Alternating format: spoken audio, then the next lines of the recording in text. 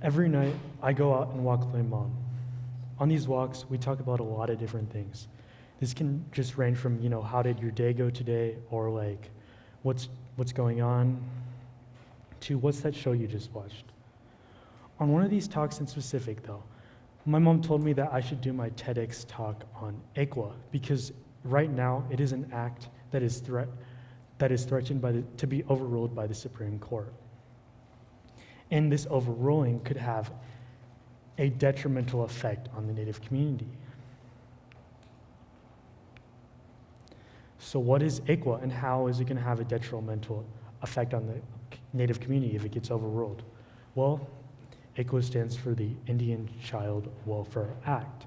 In essence, this act basically sticks Native American children in Native American homes if they go into the foster care or adoption system over homes with different ethnicities and different races. So just for example, like if a native children couldn't go into like a white home, they'd go into a Native home if they went through the foster care system. So why do we need to keep this act? Why do we need to keep this ICWA Act? Well, it keeps Indigenous youth with their culture, community, and family. Secondly, removing the act will erase our Native culture. Thirdly, it protects tribal sovereignty. So my first point is that it keeps Indigenous youth with their culture, community, and family. The first thing we have to understand is that ICWA ensures that Native youth are placed with their extended family or tribal communities over someone else, which protects their culture and identity. We will get to this later. Research has shown that this placement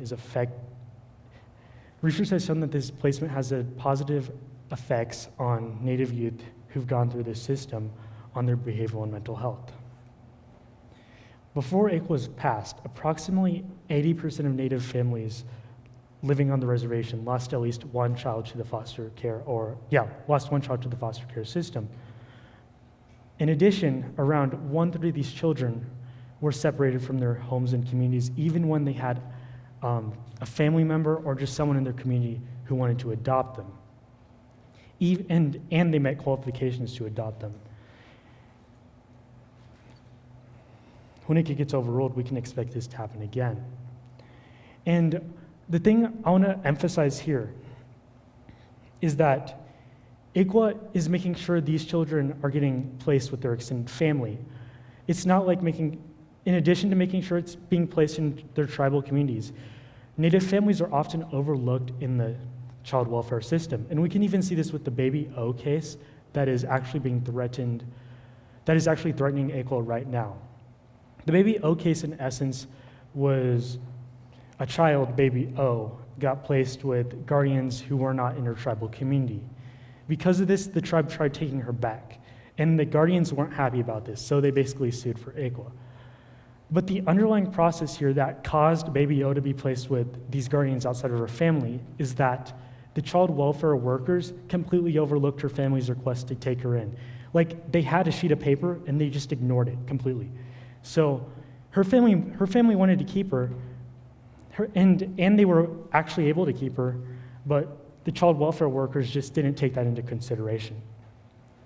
In addition, I want to add, in 2020 alone, Native youth made up more than 35% of Oklahoma's child welfare system, and this 30% is protected by ICWA right now. But if this gets overruled, these 30% might not be able to be placed with their family. That's just what I want to emphasize. In a biased system, ICWA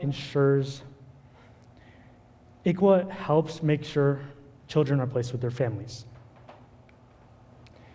My second point is that removal of ICWA will erase our Native culture and identity. The process we have to understand here is that whatever cultural environment or cultural landscape you grew up in, that is the culture you're going to adapt to. And the best way to explain this process is, let's say an Italian child gets adopted by a German family. The Italian child will grow up in this German home, and as a result, they will grow up with German ideals, German culture, German beliefs, German social norms. It's effectively, sort of making them German almost. This can be problematic when it comes to Native children, because when we're thinking about the process, the last slide's process of of child welfare workers ignoring ICWA's family's request and being placed with families outside of their community, these Native children are going to grow up in these like different cultures. Like I'm just going to use a white family as an example. A Native child who grows up in a white household will grow up in white culture, and they will grow up with white beliefs, white social norms, just like white spiritual beliefs, etc. Because of this, they will they will be assimilated into white culture, because they are essentially not only being forced away from their families, but then they are also growing up in this white environment and losing their Native culture. And this can be problematic when it comes to Native identity. And we can actually see this from people who've grown up in the child welfare system or adoption care system, foster care system without ICWA. I'm going to go back to the talk with my mom. My mom said that it is very important that I talk about ICWA also, because it actually affected a very own member of my own family. I didn't actually get to meet my aunt until maybe like a couple of years ago, because her family didn't expose her to her Native culture, and as a result, she didn't get to meet her Native family. But growing up without this system, though, made her the perfect candidate to interview, because she knows exactly what it's like. She's going to give the first-hand account. And what I read was actually pretty sad. My aunt's name is Veronica Nosky, by the way, and growing up with the system, though, she told me that she very much feels separated from her culture, and she feels like she has identity issues, and that it's not hard to feel like a fake being disconnected from her culture.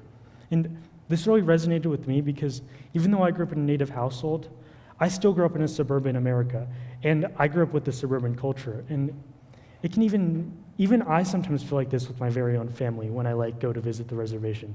They're just things I don't get, and they'll say some jokes, and I just don't find them funny. Just stuff like that. They'll tease me or something, and I don't know. I don't get it. And it's just. And I can just imagine how my aunt feels if I feel like this sometimes. I can just not imagine what she feels like, not being able to resonate with her family on the same way like an actual family member who grew up in a Native reservation feels like. She's just so fundamentally different that it can, I don't know, She's just so fundamentally different that I can see why she feels like a fake, and I resonate with that. But this is just the sad reality of what happens to a child who grows up without this system. I also have two other interviews I found by looking online that really encapsulate this identity idea of growing up without ICWA. And the fact is, these three that I have linked on the slide aren't the only children who feel like this. If you go on Google and look up children who grow up without ICWA, you're going to see the same thing. It's just identity issues are not knowing yourself over and over and over again. And what I want to point out is on the bottom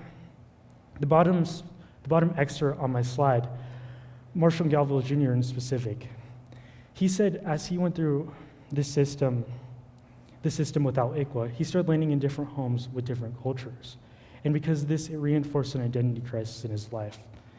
And because of that, he started gravitating towards gangs, drugs, and alcohol. And this is just depressing, but this is just the sad reality, is that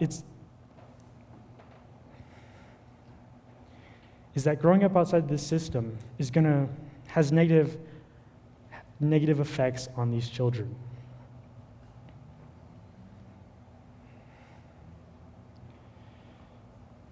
And what I also want to emphasize, though, is that these children probably had family members who wanted to keep them, and they just got ignored.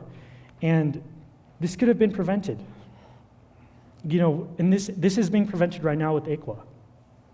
And this is why it's so important to keep direct, because it's keeping these children's culture, and it's making sure they have a strong identity that they know. And this is something their ancestors have been fighting for, to keep native culture. Because right now, it's even at risk right now with their small population numbers. And if this act gets overruled, we can expect a harsh attack unlike our culture.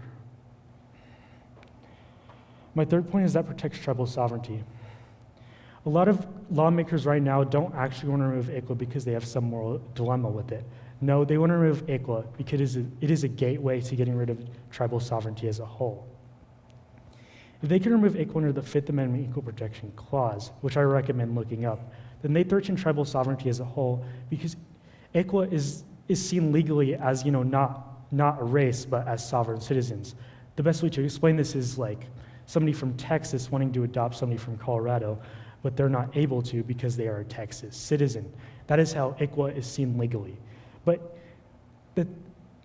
that's also why, if they can get it for racism, then sovereign citizens won't be seen for their sovereign status and they'll instead be seen for their race.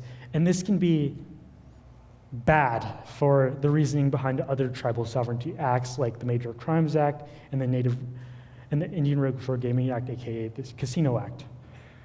And if they can use this reason to get rid of these acts, then this will ultimately get rid of the threat of tribes using sovereignty for legal protection against corporate entities and just malicious entities. And with no more of these acts, this will ultimately open up the opportunity to manipulate and steal land and gain revenue from native tribes. It's happened before, and it's going to happen again if nothing is done. History repeats itself. So what can you do? We can speak up. Removal of ICWA and tribal sovereignty are issues that are not often covered or correctly portrayed by the media or even talked about. And what I mean by not correctly portrayed, I'm going to go back to the Baby O case. The media doesn't cover the underlying processes. They don't talk about how Baby O could lose her culture by growing up in this family. And they also don't talk about how Baby O's family's request to adopt her were just completely ignored. And that's why it can be so powerful to just talk about ICWA and just the underlying processes of it. And even just spreading the word though, because the fact is it's just not covered a lot. Same with tribal sovereignty, it's not covered a lot. So speaking up is really powerful. Secondly, you can call your local lawmakers. Your local lawmakers can make or enact laws to keep this ICWA Act in your area. Thirdly, you can take action by signing the petitions linked on this slide. In addition, as the June ruling comes up, in the coming months, there will be opportunities to protest. I don't know of any right now, but I know, if you just Google ICWA protests in the next month, you can get involved in these protests. Thank you.